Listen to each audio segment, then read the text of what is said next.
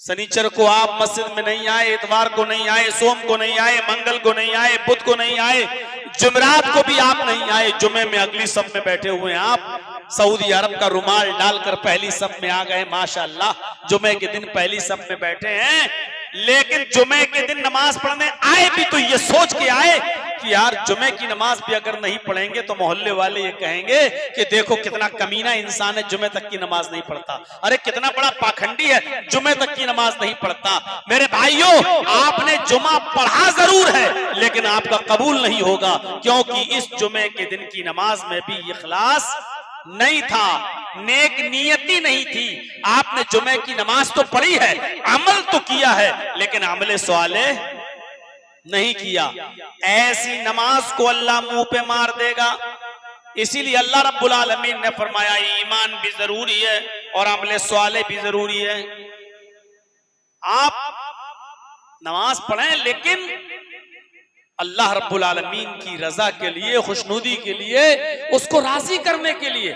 अगर आपने इसलिए नमाज पढ़ी कि लोग ये ना कहें कि देखो हाजी हज करके आया है फिर भी नमाज नहीं पढ़ता, तो आप आ गए नमाज पढ़ने इसलिए कि लोग ये ना कहें कि देखो मौलाना होके नमाज नहीं पढ़ता, हाफिज होके नमाज नहीं पढ़ता, आप इसलिए मस्जिद में आ रहे हैं ताकि लोग ये ना कहें।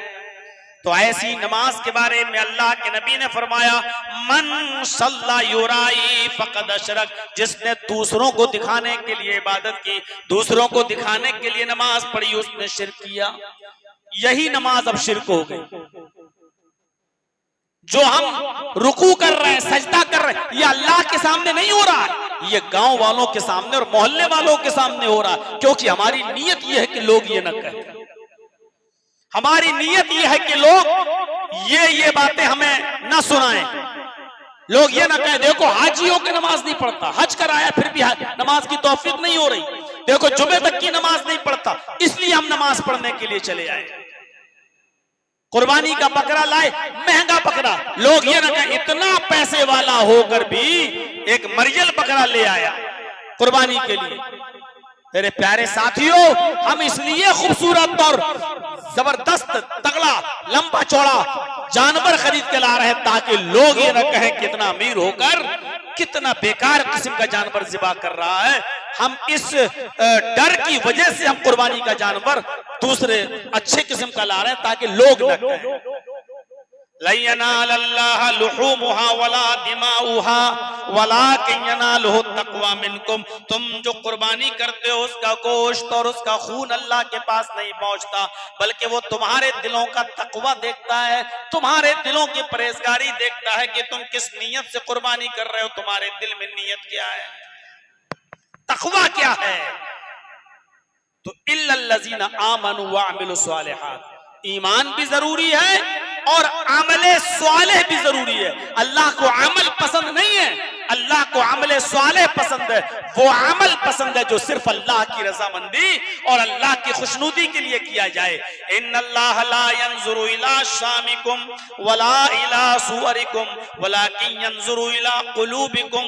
अल्लाह रब्बुल आलमीन तुम्हारे जिस्मों की तरफ नहीं देखता कि तुम कितने बॉडी बिल्डर हो, कितने तंदुरुस्त हो, तुम्हारी शक्लों की तरफ भी नहीं देखता कि तुम कितने हैंडसम हो, कितने खूबसूरत हो।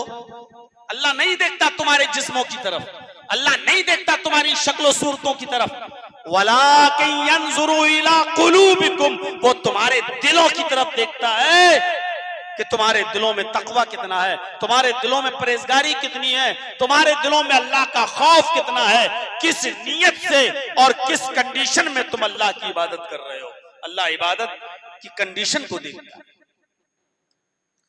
गए रुकू कर लिया, सजदा, उसको झुकाना और रुकू कर ये पसंद थोड़ी, वो ये देखना चाहता है कि इस रुकू और सजदे में खुलूस कितना है, ये देखना चाहता है कि इखलास कितना है। इखलास, ये चीज याद रखिएगा। इल्लल्लज़ीना आमनू, ईमान का दावा तो सब कर लेंगे, सबसे पूछो, सबका माशाअल्लाह मैं मोमिन हूं, और फिर हालात पर नजर डालिए। वला तहिनु वला तहज़नु व अंतुमुल अलौना इन कुंतुम मुमिनीन। अल्लाह ने मोमिनों से तो ये वादा किया कि मोमिनों तुम गम न करो, मोमिनो तुम परेशान ना हो जाओ, मोमिनो तुम मायूस ना हो जाओ, तुम्हें दुख और गम करने की जरूरत नहीं, तुम ही साहिब हुकूमत रहोगे। वो अंतुमुल आलऊन, तुम ही सबसे बुलंद रहोगे, तुम्हें हुकूमत तुम्हारे कदम चूमेगी, तुम्ही को इज्जत मिलेगी, तुम्ही को सरबुलंदी मिलेगी। इन कुंतुम मोमिनीन, अगर तुम मोमिन हो तो हमें इज्जत मिल रही है, हमें बुलंदी मिल रही है। कहां है इज्जत? आज जो चाहता है तुम्हें रस्सी से बांधकर, दरख्त से बांधकर, पेड़ से बांधकर तुम्हारी लिंचिंग कर देता है, मार देता है। जो चाहता है आज हमारा मजाक उड़ा रहा है, जो चाहता है आज हमारे साथ जैसा सलूक करना चाहता है वैसा कर लेता है। बल्कि मैं तो ये कहूंगा कि कायनात के किसी दौर में मुसलमान इतना जलील, इतना रुस्वा नहीं था जितना आज के इस दौर में मुसलमान जलील है, रुस्वा है। ज़ुरिबत अलैहिम ज़िल्लतु वल मस्कना, कायनात की किसी दौर में इतना जलील नहीं था जितना आज के इस दौर में मुसलमान जलील है। और सिर्फ भारत के अंदर ही नहीं, दुनिया के किसी भी खित्ते में आप चले जाइए, मुझे बता दीजिए कि मुसलमान कहां चैन और सुकून के साथ है। इसका मतलब यह है कि अगर ईमान हमारे अंदर होता तो इज्जत हमारे पास होती। आज इज्जत हमारे पास नहीं है तो इसका मतलब यह है कि ईमान आज हमारे पास नहीं। दावा है हमारा, दावे से क्या होता है? दावा तो मुनाफिक भी करते थे, और हम और आप क्या दावा करेंगे? मुनाफिक दावा करते थे, क्या कहते थे? आलू नशहदु इन्नका लरसूलुल्लाह। मुनाफिक कहते थे, सूरह मुनाफिक पढ़ो, इज़ा जाअकल मुनाफिकून क़ालू नशहद, वो कहते थे, गवाही देते थे मुनाफिक, इन्नका लरसूलुल्लाह, आप तो अल्लाह के रसूल हैं। और दावा कितना मजबूत, इन्ना भी, और इन्ना की खबर पर लाम भी दाखिल है।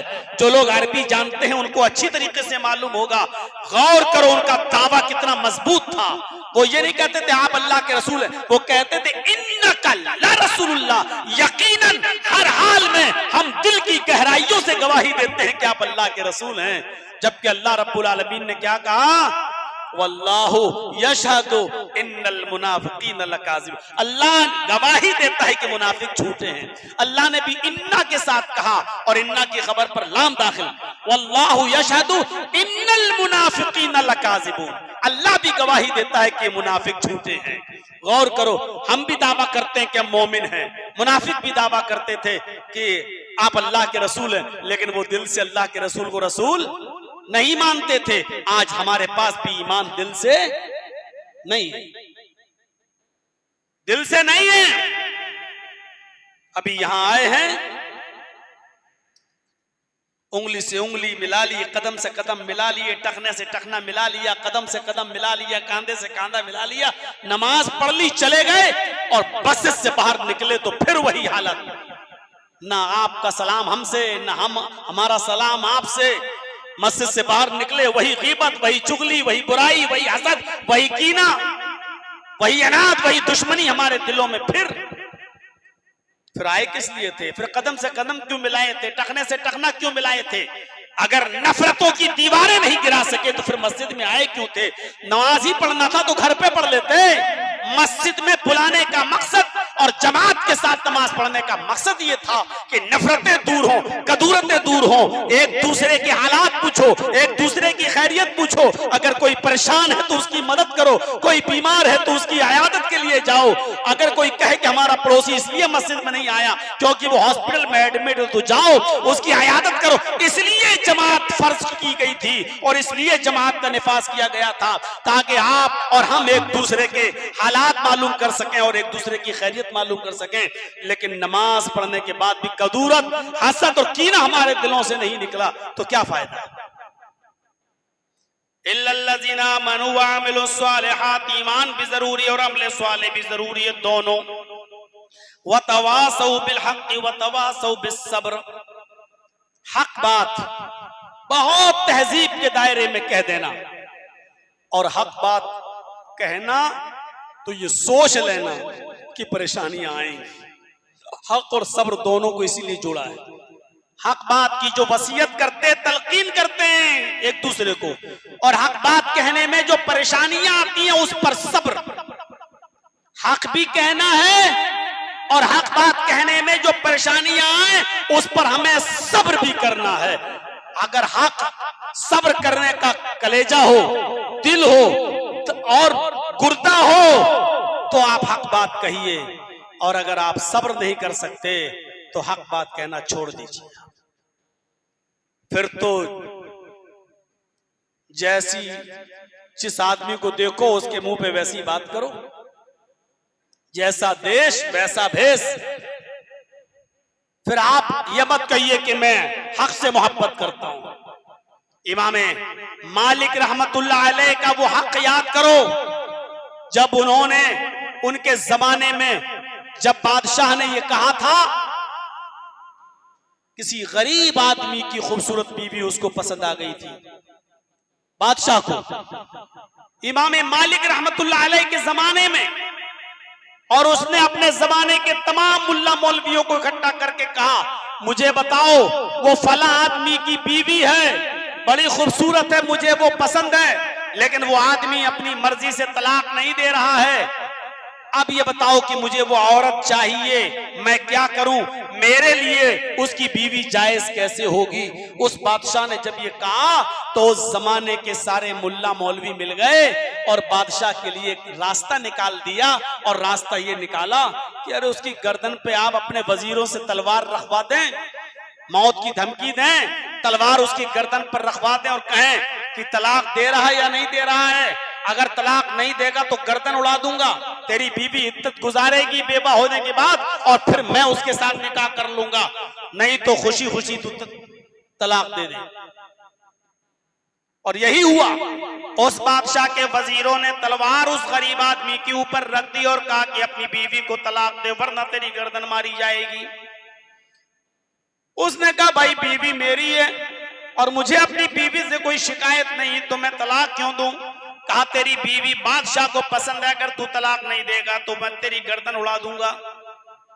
वो डर गया, कांप गया, थर्रा गया, और उसकी बीवी भी कहने लगी तुम्हारी मौत से ज्यादा तुम्हारी जिंदगी मेरे लिए जरूरी है, लिहाजा तुम मुझे तलाक दे दो। मैं नहीं चाहती कि बादशाह के ये वजीर तुम्हारी गर्दन पे तलवार रखे हुए और ये हकीकत में कत्ल कर दें, इनका कुछ नहीं होगा क्योंकि इनकी पुष्टपनाही है बादशाह की इनकी ऊपर। बेचारा डर गया और मजबूर होकर उसने अपनी बीवी को तलाक दे दी। उसकी औरत ने इद्दत गुजारी, बादशाह ने निकाह कर लिया। ये खबर धीरे धीरे इमाम मालिक रहमतुल्लाह अलैह को पता चली। इमाम मालिक सर पे कफन लपेट कर जुमे का खुतबा देने के लिए जाते हैं और अपनी बीवी से कहते हैं क्या है मेरी बीवी, मैंने सर पे कफन लपेट कर आज मैं मस्जिद की तरफ जा रहा हूं, हो सकता है अल्लाह ना करे लेकिन मुमकिन है कि मैं जिंदा वापस ना आऊं।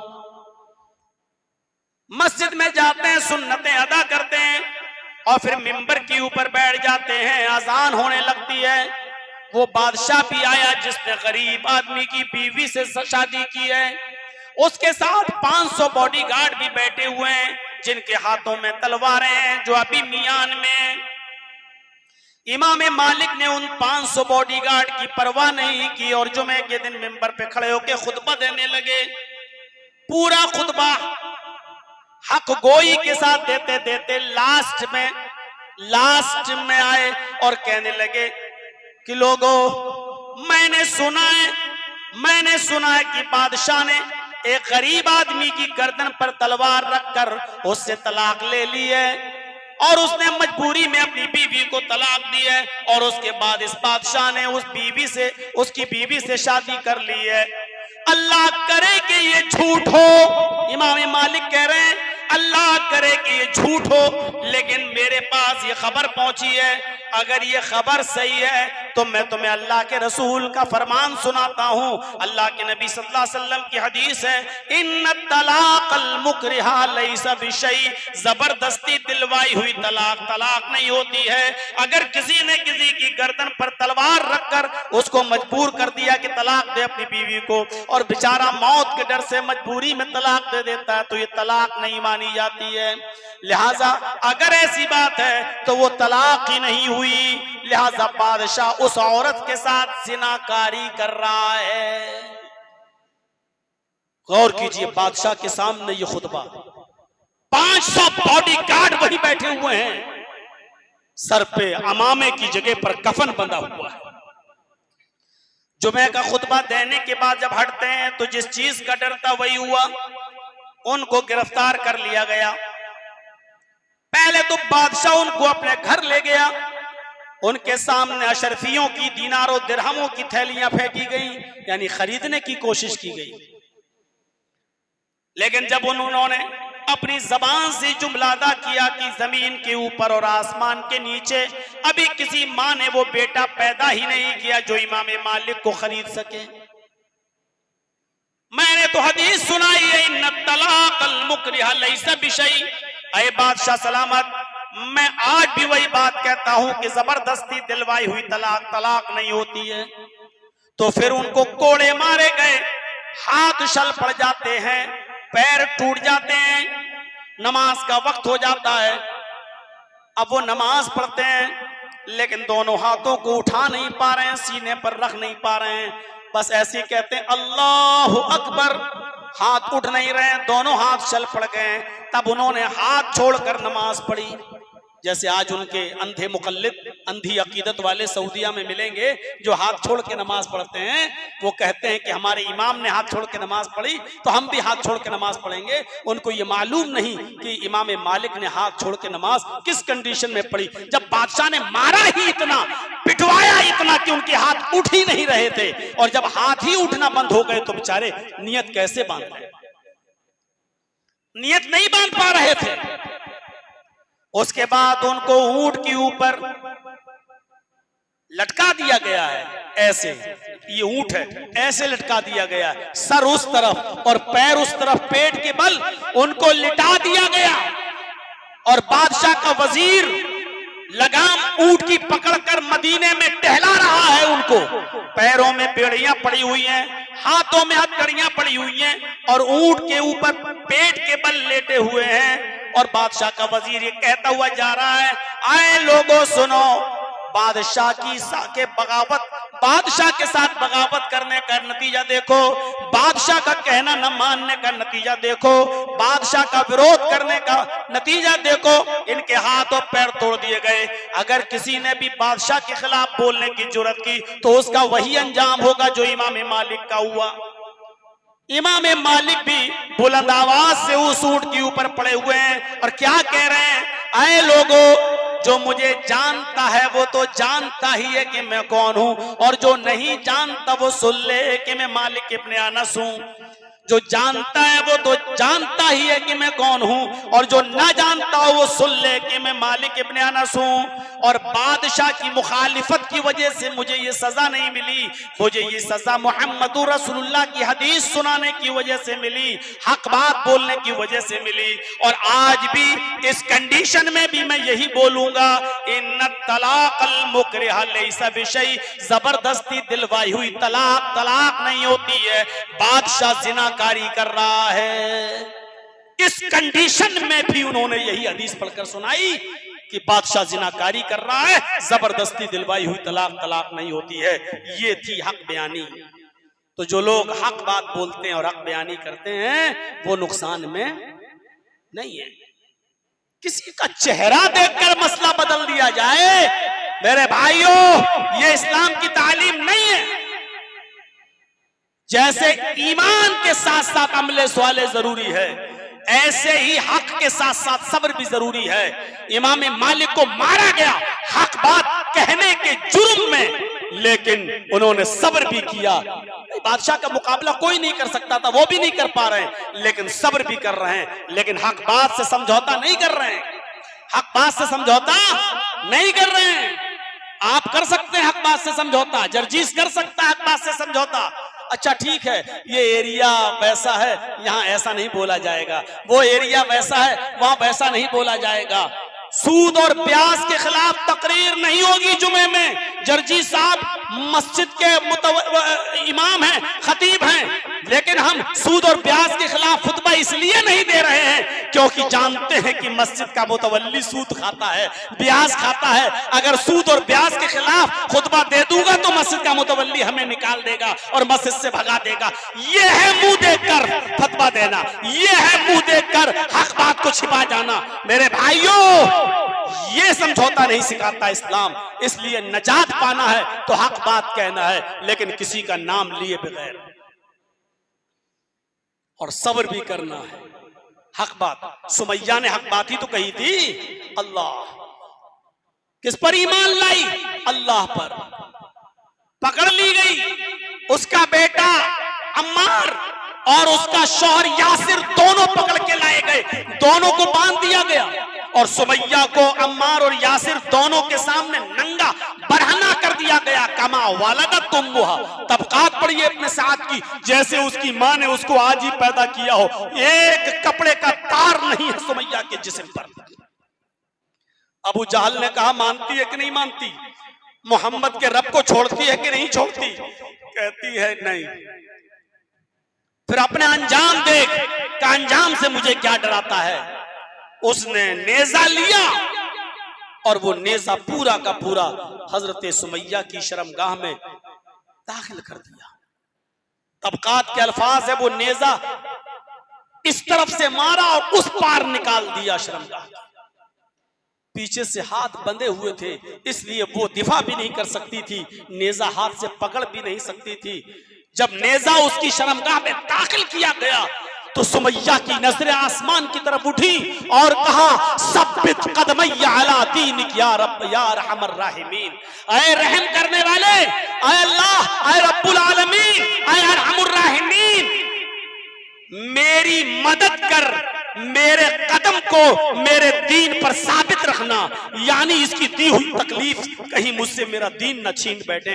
उस मौके पर भी वो ये नहीं कह रही अल्लाह मेरे ऊपर रहम फरमा, अल्लाह मेरी मदद फरमा, अल्लाह मुझे बचा ले इस मुसीबत से, ये दुआ नहीं कर रही है। वो दुआ ये कर रही है, सब्बित कदमैया अला दीनिक या अरहमर राहिमीन, ऐ अरहमुर राहिमीन, इसकी दी हुई तकलीफों से कहीं मेरा दीन न छूट जाए, कहीं मैं दीन न छोड़ बैठूं, मेरी मदद करना, मेरे कदम को मेरे दीन के ऊपर साबित रखना। इस मौके पर भी वो ये दुआ कर रही है कि अल्लाह मेरे कदम को मेरे दीन पर साबित रखना। कहा क्या है? अभी भी नहीं मानेगी। कहा नहीं। 2 ऊंट मंगाए अबू जहल ने, एक ऊंट का चेहरा पूरब की तरफ, एक ऊंट का चेहरा पश्चिम की तरफ। सुमैया का ये पैर इस ऊंट से बांधा, दूसरा पैर दूसरे ऊंट से बांधा, पीछे से हाथ बंधे थे, कोड़ा उठाया, कहा सुमैया एक ऊंट पूरब की तरफ भागेगा, एक ऊंट पश्चिम की तरफ भागेगा, तेरे जिस्म के 2 टुकड़े हो जाएंगे, चीर दी जाएगी बीच से। नजरें आसमान पे डालती और मुस्कुरा कर कहती है कि अबू जहल जल्दी से इन ऊंटों को कोड़ा मार, इन ऊंटों को पूरब और पश्चिम की तरफ, मशरिक और मगरिब की तरफ भगा। कसम है उस रब की जिसके कब्जे में मेरी जान है, मुझे जन्नत में जाने में उतनी ही देर लग रही है जितनी देर तू इन ऊंटों को भगाने में लगा रहा है। जितनी देर तू इन ऊंटों को भगाने में लगा रहा है, उतनी देर मुझे जन्नत में जाने में लग रही है। मेरे बेटे जन्नत में देख रही हूं। क्या ललकार रही है अपने बेटे को कि कहीं इनका कदम फिसल ना जाए, कहीं मेरी तकलीफ को देखकर कहीं ये ईमान और इस्लाम से रिश्ता ना तोड़ लें। कहती है मेरे बेटे, मेरे शौहर, मैं जन्नत देख रही हूं, अल्लाह की कसम जन्नत की खुशबू मेरी नाक तक आ रही है। मेरे बेटे, मैं जन्नत में दूध की नहरें देख रही हूँ, शहद की नहरें देख रही हूँ, नेमतें देख रही हूँ। मेरे पीछे पीछे मेरे नक्शे कदम पे चले आना। मेरे बेटो, ईमान और इस्लाम के साथ कोई कंप्रोमाइज मत करना, समझौता मत करना। अबू जहल को गुस्सा आया, कहने लगा कि मैं इन दोनों ही को तो सोच रहा था कि इनको अपनी तरफ खींच लूंगा, लेकिन इसने तो इनको भी मजबूत कर दिया। उसने उन ऊँटों को कोड़ा मार दिया, एक ऊँट पूरब की तरफ भागा, एक ऊँट पश्चिम की तरफ भागा और सुमैया बीच से चीर दी गई, दो टुकड़े हो गए, लेकिन चेहरा सही सलामत बच गया और उस पर मुस्कुराहट थी। इब्ने साद ने नकल किया है तबकात के अंदर, चेहरा बच गया, सुमैया के जिस्म के दो टुकड़े पड़े हैं लेकिन चेहरा सही सलामत है, मुस्कुरा रही है। अबू जहल ने पत्थर उठाकर अपने सर पे मारना शुरू कर दिया। लोगों ने कहा क्या कर रहे हो? अबू जहल चीख कर कहता है सुमैया जीत गई, मैं हार गया, मरते वक्त भी मैं उसके चेहरे की मुस्कुराहट नहीं छीन सका, ये मेरी बदकिस्मती है, ईमान भी नहीं छीन सका, इस्लाम भी नहीं छीन सका, अरे मरते वक्त उसके चेहरे की मुस्कुराहट भी मैं नहीं छीन सका, मैं हार गया, सुमैया जीत गई। मेरे प्यारे साथियों, ये सब्र था सुमैया का, हक बात भी कहती रही और सब्र भी करती रही। सब्र का माना क्या है? सब्र का माना होता है मजबूत चट्टान। सब्र का माना ये नहीं होता कि कोई आदमी हमें मारे और हम पिटते रहे कि सब्र हो गया, नहीं। सब्र का माना ये होता है कि कोई हमें हमारे अकीदे तौहीद से, कोई आदमी हमें हमारे उसूल से, कोई आदमी हमारे ज़ाब्ते से हमें हटाना चाहे तो लाख परेशानियां आए, उन परेशानियों को सह लेना, लेकिन अपने उसूल और ज़ाब्तों के साथ समझौता ना करना और अकीदे तौहीद से अपने आप को मत फेरना, इसका नाम है सब्र।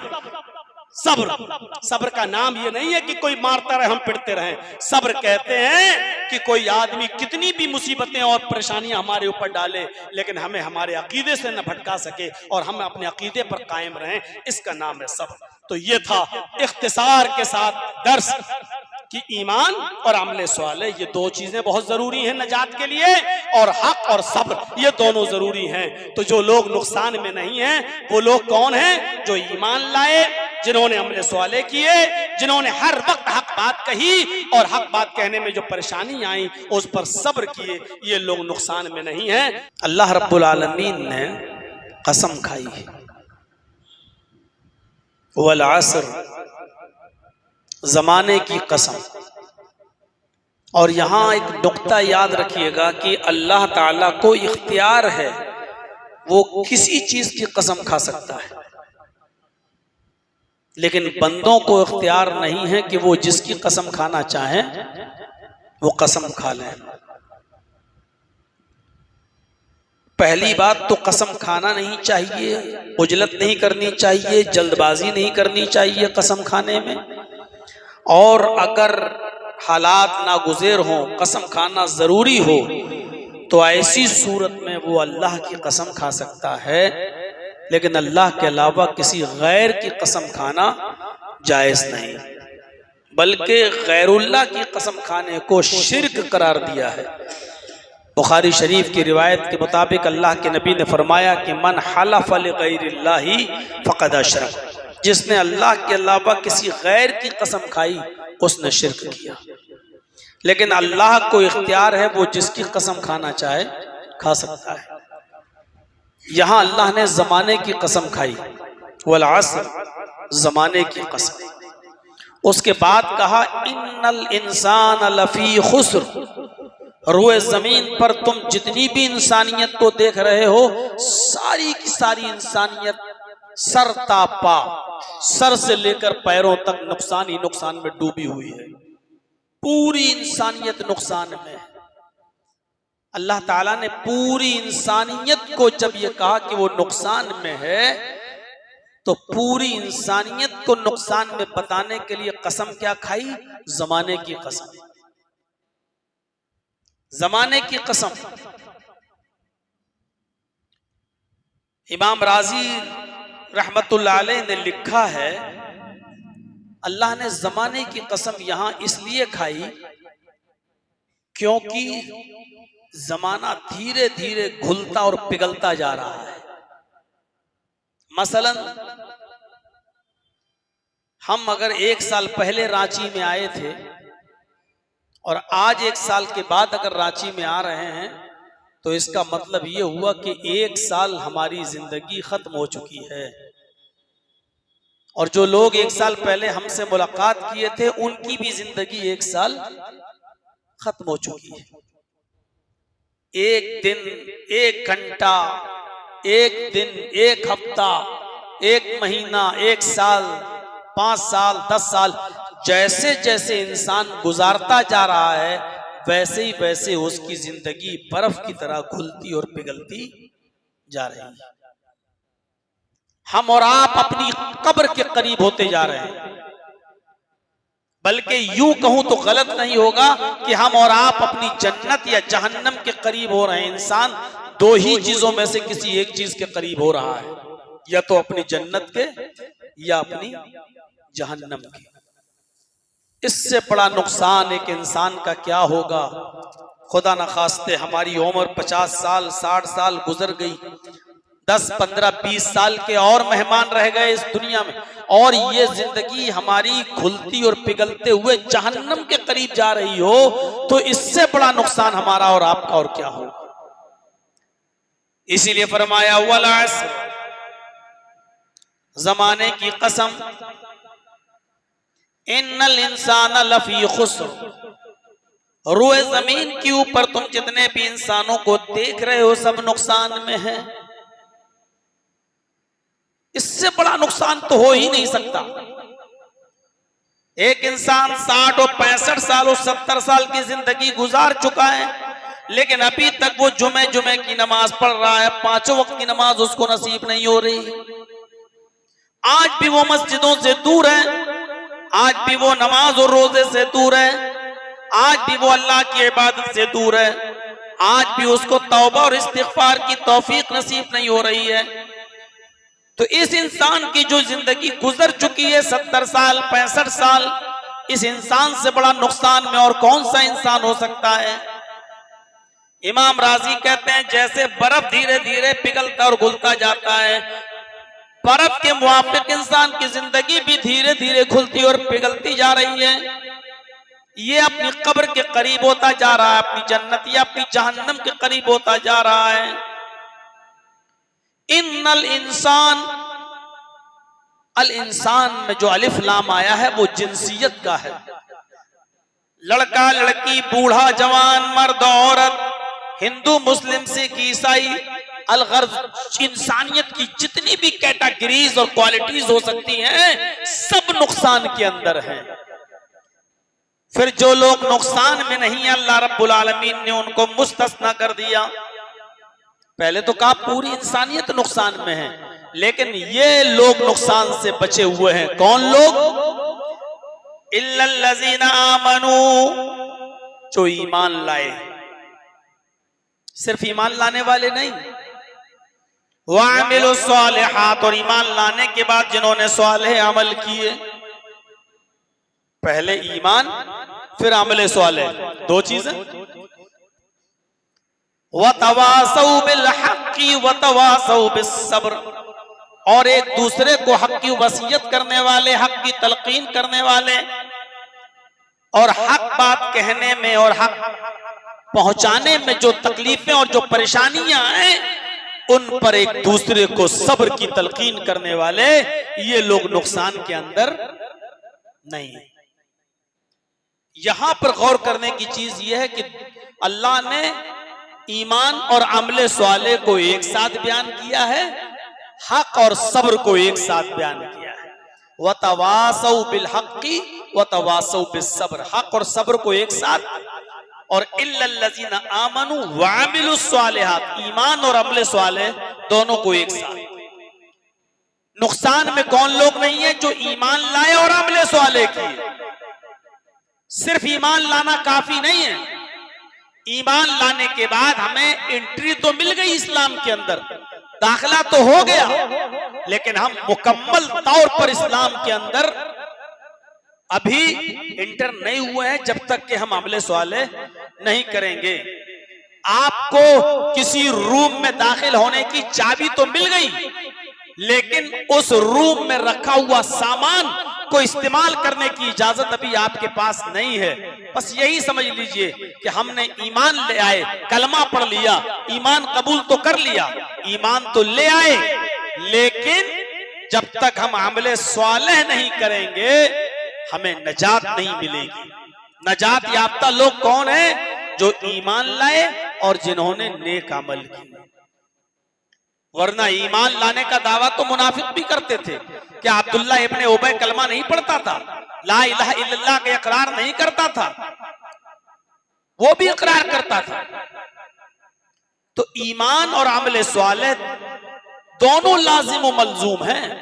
उसकी मिसाल यूं समझ लो कि जैसे हम मोबाइल इस्तेमाल करते हैं तो मोबाइल बगैर सिम के आप इस्तेमाल नहीं कर सकते, और सिम को भी मोबाइल की जरूरत है। खाली सिम भी बेकार है जब तक हम उसको किसी मोबाइल में न डालें।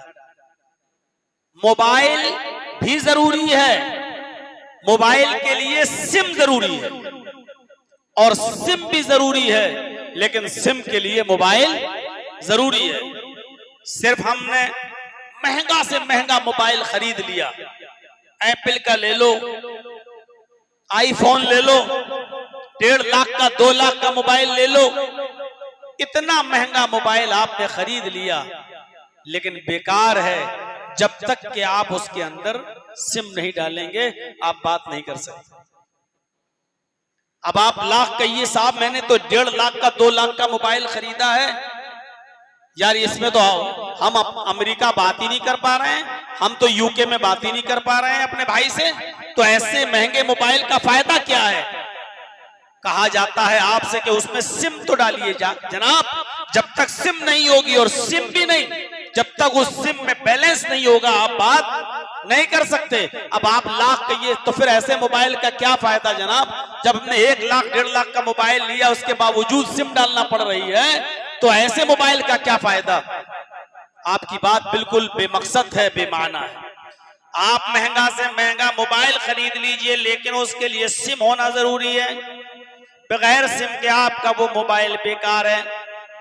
अब आप सिम ले लीजिए, सिम भले ही आप 20 रुपए में ले लीजिए, 50 रुपए की ले लीजिए, लेकिन अगर उसके अंदर पर्याप्त बैलेंस नहीं है, 150, 200, 500 रुपए, 1000 रुपए जब तक उसमें पड़े हुए नहीं है, आप बात नहीं कर सकते। लेकिन खाली सिम, और उसमें आपने 5000 का बैलेंस भर लिया, 10,000 रुपए का बैलेंस भर लिया, तब भी वो बेकार है। आप सिम को कान में लगा के हेलो हेलो करिए, आवाज नहीं जाएगी। अब आप कहिए साहब मैंने तो इसमें बैलेंस पड़वाया है, लेकिन आपकी ये सिम भी बेकार है, चाहे उसमें 10,000 का बैलेंस क्यों ना हो। जब तक उस सिम को मोबाइल में आप नहीं डालेंगे, सिम काम नहीं करेगी, आपकी बात नहीं होगी। आप समझ लिए ना, मोबाइल के लिए सिम जरूरी है और सिम के लिए मोबाइल जरूरी है। सिर्फ मोबाइल है, सिम नहीं तो बेकार। सिर्फ सिम कार्ड है लेकिन मोबाइल नहीं तो बेकार। इसी तरीके से अल्लाह रब्बुल आलमीन ने फरमाया, इल्लल्लज़ीना आमनू व अमिलुस्सालिहात, जो ईमान लाए और जिन्होंने नेक अमल किए।